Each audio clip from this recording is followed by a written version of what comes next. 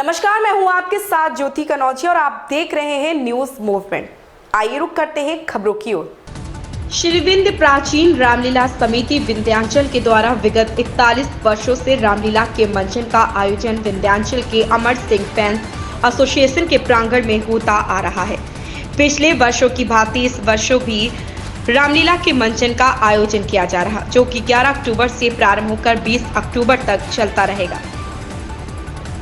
श्री विंध्य प्राचीन रामलीला समिति के द्वारा प्रभु श्री राम के मंचन का आयोजन समिति के द्वारा किया जा रहा, जिसमें मुकुट पूजन व शिव आरती के साथ मंचन का शुभारंभ किया गया। इसमें सभी विंध्याचल क्षेत्र वासियों, मिर्जापुर जनपद के वासियों का विशेष सहयोग मिलता रहा, जिसके कारण प्रभु श्री राम के मंचन का आयोजन किया जाता है। संतोष गुप्ता की रिपोर्ट। जी, आपका परिचय? संगम लाल त्रिपाठी, रामलीला कमेटी अध्यक्ष विंध्याचल। जी अध्यक्ष जी, बताइए, श्री विंध्य प्राचीन रामलीला समिति की तरफ से विगत वर्षों से रामलीला का मंचन होता आ रहा है और इस वर्ष भी मंचन हो रहा है, तो उसके बारे में आप क्या कहेंगे? माँ विंध्यवासिनी के दरबार में भगवान श्री राम का लीला का मंचन यहाँ विंध्याचल, हमारे विंध्याचल के ही कलाकार सब मिलजुल कर एक साथ करते हैं। ये विगत कई वर्षों से होता चला आ रहा है यहाँ पर, और हमारे यहाँ के युवा वृद्ध जो भी हैं सब पूर्ण रूप से सहयोग करके माँ विंध्यवासिनी के दरबार में भगवान राम का मंचन करते हैं। आप रामलीला के मंचन से, इस मंच से लोगों को क्या संदेश देना चाहेंगे? इस मंच से भगवान के बताए हुए रास्ते पर सब चलें, सबका जीवन सार्थक बने और विश्व में शांति हो, यही हमारा माँ विंध्यवासिनी से कामना है। यहाँ सब लोग भगवान राम का लीला देखें और राम के बताए हुए अनुसरण का पालन करें। इस बार मंचन का आयोजन किस तारीख से लेकर किस तारीख तक किया जाएगा? मंचन का आयोजन 11 तारीख से शुरू है, थोड़ा वर्षा के कारण एक दिन लेट हो गया। 11 तारीख से 21 तारीख तक। विंध्याचल पर्वत पर स्थित देवराहा बाबा के आश्रम में पहुंचे राष्ट्रीय स्वयंसेवक संघ के सरसंघ चालक मोहन भागवत ने राष्ट्र के उत्थान और शत्रु राष्ट्रों के शमन के लिए हनुमान जी की आराधना की। 7 ब्राह्मणों ने सविधि पूजन अर्चन कराया। कलयुग के साक्षात देव रामदूत हनुमान को 51 मन के लड्डू का भोग लगाया। हनुमान जी की पूजा अर्चना के बाद माता विंध्यवासिनी के दरबार में दर्शन पूजन कर प्रयागराज के लिए प्रस्थान किया। संतोष गुप्ता की रिपोर्ट। मैं पंडित अखिलेश चंद्र मिश्रा, राजन गुरु, विंध्याचल था। अच्छा, ये बताइए, अभी मोहन भागवत जी आए थे, क्या क्या कार्यक्रम था उनका? जी, माननीय मोहन भागवत जी वहाँ देवराहा हंस बाबा के वहाँ पास आश्रम में लगभग 11 बजे आए। मैंने उनका हनुमत यंत्र का पूजन कराया और उसके बाद हनुमान जी की मूर्ति की और राम दरबार का, राधा कृष्ण का, बालाजी का और देवराहा बाबा गुरुदेव भगवान का उन्होंने पूजन किया। उसके पहले अखंड भारत, जो कि यह भारत अखंड हो और हमारा भारत एक तत्क्षण विश्व गुरु की तरफ सामने आए, इस उद्देश्य से वहाँ पर संकल्प हुआ और हमारे जितने भारत के दुश्मन देश हैं सबका समन हो, इसके लिए भी वहाँ संकल्प किया गया। हवन हमने कराया। अच्छा, लड्डू चढ़ा था जो काफी मात्रा में, वो लड्डू क्या था, कितना था वो? जी, वह 51 मन लड्डू का भोग हनुमान जी को माननीय मोहन भागवत जी के द्वारा वहाँ लगाया गया। उसके बाद फिर हवन किया गया, पूर्णाहुति की गई। यहाँ माता विंध्यवासिनी के दरबार में आकर के चरणों में मत्था टेके भगवती से प्रार्थना की कि हमारा जो भारत देश है वह तत्क्षण जो है एक विश्व गुरु के रूप में उभरे और हमारे भारत देश का उत्थान हो। जय माँ विंध्यवासिनी। अच्छा, आप भी उनको दर्शन वहाँ क्या कर रहे थे आप पंडित जी? हम वहाँ बताना चाहेंगे कि वहाँ मैं पूजन कराया था, संकल्प कराया था। यहाँ माता के दरबार में जब दर्शन करने लगे तो हम वहाँ मंत्रोच्चार किए। हमारे साथ में सभी ब्राह्मण देवता विराजमान। ठीक। प्रतापगढ़ की नगर पंचायत गढ़ी मानिकपुर में आयोजित होने वाले 2 दिवसीय बालीवध मेले के समापन दिवस के अवसर पर आयोजित होने वाले दंगल में दूर दूर से पहलवानों ने जोर आजमाइश किया। कुमारी वैशाली कानपुर और कुमारी स्वाति जैसे पहलवानों ने सभी का ध्यान अपनी ओर आकृष्ट किया। सेवरी मिठाई लाला गुप्ता, दीप मोदनवाल एवं अजय सोनकर की देखरेख में सभी कुश्तियां निर्विवाद ढंग से संपन्न हुई। फाइनल चैंपियन कुश्ती के शील्ड व धनराशि चैंपियन के संयुक्त विजेता आकाश ब्रह्मरौली और शाकिर नूर मेरठ को संयुक्त रूप से दिया गया। प्रतापगढ़ मानिकपुर से राकेश कुमार धोरिया की रिपोर्ट। प्रतापगढ़ में 5 अंतरजनपदीय शातिर ट्रक लुटेरे गिरफ्तार। लूटी गई ट्रक बरामद। मिली जानकारी के अनुसार ट्रक वाहनों की लूट करने वाले अंतरजनपदीय गिरोह के 5 शातिर लुटेरे सदस्य गिरफ्तार। 1 अदद ट्रक, 2 अदद मोबाइल फोन लूट का 1 अदद ट्रक, घटना में प्रयुक्त व अवैध तमंचा कारतूस बरामद।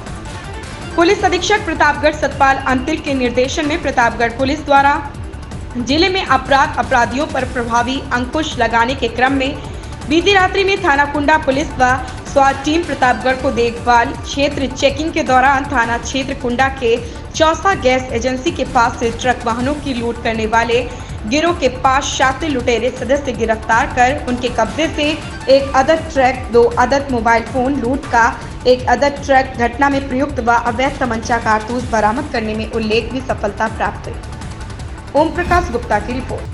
लूट के लिए युवक की हुई थी हत्या। पुलिस अधीक्षक ने किया ब्लाइंड युवक की हत्या का खुलासा। बीते 6 अक्टूबर को ग्राम अकोड़ी निवासी अमितेश सिंह का मिला था शव। विंध्याचल के ग्राम जासा भगौरा में नहर किनारे मिला था शव। हत्या में शामिल 2 अभियुक्त को किया गिरफ्तार। स्विफ्ट डिजायर कार, मोटरसाइकिल, मृतक का पैन कार्ड, आधार कार्ड, ATM कार्ड और पर्स से लूटे गए 8,000 रुपए बरामद किए। बद्री अग्रहरी की रिपोर्ट। क्या था पूरा मामला? जनपद मिर्जापुर थाना विंध्याचल अंतर्गत 6 अक्टूबर को एक युवक का शव मिला था, जिसका नाम अमितेश सिंह के रूप में इसकी पहचान हुई थी। हत्या का मुकदमा पंजीकृत करके इसमें एडिशनल SP साहब के नेतृत्व में टीमों का गठन किया गया था। इस घटना का सफल अनावरण कर लिया गया था। ये बिल्कुल ही एक ब्लाइंड केस था और मैनुअल तरीके के से काम करते हुए इस घटना को हमारी टीम ने वर्कआउट किया है। इस घटना में हत्या में शामिल 2 लोगों को गिरफ्तार किया गया है, अमित विक्रम सिंह और निहाल पांडे। ये दोनों ही जो अभियुक्त हैं इस घटना में शामिल थे। इसमें पूछताछ में ये निकल कर आया है कि जो मृतक था अमितेश सिंह, ये विंध्याचल से झारखंड जाने के लिए ट्रेन पर सवार हुआ था। फिर ये मिर्ज़ापुर स्टेशन पे उतर गया था। फिर वहाँ से ऑटो पकड़ के दोबारा अपने घर जाने के लिए जब जा रहा था तो ये अष्टभुजा स्टैंड के पास में वहाँ पे उतरा और वहाँ पे ये दोनों युवक अमित और निहाल उसको मिले। वहाँ पे इनके बीच में बातचीत होने लगी और उसके बाद में जो मृतक है उसके पास कुछ पैसे भी थे, उसी को लेके विवाद हुआ। मोटरसाइकिल से इसको ले जाके जो घटना स्थल था वहाँ पे गमछे से इसकी गला दबा दिया गया और फिर ज़मीन पे पटक दिया गया, जिससे इसकी मृत्यु कारित हो गई। और साथ ही साथ जो मृतक है उसका पर्स, पैसे इत्यादि लेकर ये चले गए थे। ये कम्प्लीटली एक ब्लाइंड केस था जिसमें कि CCTV फुटेजेस मैनुअल आधार पे, कई 100 ऑटो वालों से बात करने पे, राहगीरों से बात करने पे कई क्लूज निकल के आए और हमारी टीम ने लगातार 4-5 दिन से लगातार इन बिंदुओं पे काम कर रही थी और एक जब साक्ष्यों को जुटाया गया तब ये चीज़ पूरी कड़ी खुली है। इस घटना में फाइनली ये अमित और निहाल पांडे को गिरफ्तार करके जेल भेजा जा रहा है। ये दोनों ही शातिर किस्म के अभियुक्त हैं। निहाल पांडे पहले भी हत्या के मामले में जेल जा चुका है और ये अमित विक्रम सिंह भी पहले भी हत्या के मामले में जेल जा चुका है। और ये अमित जो मृतक है उसका पटीदार भी था और पैसे और पर्स और बैग वो ही बरामद कर लिया गया है। और घटना में जो शामिल मोटरसाइकिल है और जो कार है उसको भी बरामद कर लिया गया है। इनके ऊपर आगे भी गैंगस्टर इत्यादि कार्रवाई की जाएगी। सराहनीय कार्य करने वाली हमारी एडिशनल SP साहब के नेतृत्व में CO सिटी की टीम, थाना विंध्याचल की टीम और SOG सर्विलांस टीम को 25,000 रुपये इनाम से पुरस्कृत भी किया। सर, ये निहाल और ये रहने वाले कहाँ के थे दोनों? निहाल ये थाना मेजा जनपद प्रयागराज का है और अमित विक्रम सिंह ये थाना विंध्याचल जनपद मिर्जापुर का रहने वाला है। तो हत्या के पीछे क्या कारण रहा है? मोटिव जैसे मैंने बताया कि ये जब अष्टभुजा स्टैंड पे वहाँ पहुँचे तो इनके बीच में बातचीत होने लगी। तभी इनको ज्ञात हुआ कि जो मृतक है उसके पास पैसा है और पैसे की लालच में आके, जो कि बाद में इनसे रिकवर भी हुआ, 8,000 रुपये रिकवर भी हुआ, उसी पैसे को लेके इसको लेके गए मोटरसाइकिल से और ये घटना को उन्होंने कारित किया है। और मंडलीय अस्पताल में डेंगू के मरीजों की संख्या बढ़ने के बाद बेड बढ़ाने के बाद भी मरीज इलाज के लिए हलकान है। डेंगू वार्ड में 140 मरीजों को भर्ती किया गया। सरकारी अस्पताल में जांच के लिए भी मरीजों को लंबी लाइन में लगना पड़ रहा। लंबी लाइन में लगकर जांच कराने पर दूसरे दिन जांच रिपोर्ट मिलने से 2 दिन मरीजों को चक्कर लगाना पड़ रहा है। संतोष गुप्ता की रिपोर्ट। डेंगू के मरीज लगातार अस्पताल में बढ़ रहे हैं, क्या है, कितने मरीज हैं, कितने बेड्स अवेलेबल हैं आपके पास, क्या क्या दवाइयाँ उपलब्ध हैं? हमारे यहाँ इस समय डेंगू के प्रेजेंट में 140 मरीज एडमिट हैं और लगातार डेंगू के मरीज आ भी रहे हैं, ओपीडी में भी आ रहे हैं, जिनको हम लोग दवा लिख करके जिनका प्लेटलेट सही है उनको हम लोग घर भेज देते हैं कि अगर कोई परेशानी हो तो आप आकर के फिर से पुनः अपना इलाज कराइए। अगर नहीं परेशानी है तो आप दवा खाते रहिए। और डेंगू के मरीज रहे बात जो सीरियस रहते हैं या जो इस तरह की उनका कंडीशन होता है घर नहीं भेजने लायक, उनको हम लोग भर्ती करते हैं। उनमें हम लोग 140 के लगभग लोगों को मरीज़ को भर्ती किया है, जिनका उपचार चल रहा है। जिनको प्लेटलेट की ज़रूरत होती है उनको प्लेटलेट हम लोग चढ़वाते हैं, हमारे ब्लड बैंक में उपलब्ध है। और हमारे यहाँ सारी सुविधा इस समय उपलब्ध है, इस समय सारी जांच हो रही है और सारी दवा जो भी है फ्लूइड से लेकर के सब उपलब्ध है। हम लोग इसमें क्या होता है, डेंगू के मरीज़ में सबसे ज़्यादा फ्लूइड की कमी होती है, तो हम लोग उनको फ्लूइड देते हैं। जिनको अगर जो मुँह से नहीं ले पाते हैं तो हम लोग उनका IV लाइन के थ्रू उनको ड्रिप लगा करके दिया जाता है, जिससे मरीज़ 2, 3, 4 दिन में बढ़िया महसूस करते हैं।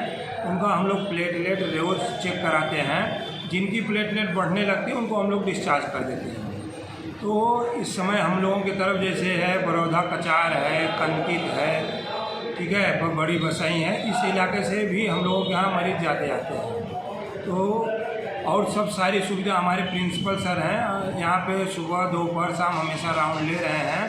उनके साथ मैं भी मौजूद रहता हूँ कि मरीजों को कोई परेशानी न हो, ये सब सारी इलाज किया जाता है। मैम मिर्ज़ापुर की बात करें तो डेंगू हाथ मतलब बेकाबू होता जा रहा है, बढ़ती जा रही है संख्या। लोग भी हम आपके ऑफिस में अपील कर रहे हैं कि साफ कराइए। क्या स्थिति है वर्तमान की, कितनी आपकी फैसिलिटी लोगों को दी गई है? देखिए, डेंगू इस मौसम में बढ़ा है, इसी के लिए हम लोगों ने अभी हमारा स्पेशल डेंगू वार्ड बनाया है। इसमें डेंगू के साथ साथ अन्य जो बुखार के मरीज़ हैं उनकी ट्रीटमेंट हो रही है। अभी यहाँ पे 150 बेड हमारे द्वारा बढ़ा के कर दिए गए हैं 100 से। साथ में अगर और मरीज़ किसी भी प्रकार के बुखार से पीड़ित आते हैं तो 50 बेड और बढ़ाने के लिए कह दिया गया है। साथ में 2000 हमारी दवाई की किट रेडी है, 10 जूनियर रेजिडेंट डॉक्टर और 20 स्टाफ नर्सेज की ड्यूटी विशेष तौर पे बुखार के मरीजों के लिए लगा दी गई है। साथ ही में 10 रैपिड रिस्पांस टीम्स हमारी पूरे शहर में जाके लगातार मेडिकल कैंप्स लगा रही हैं।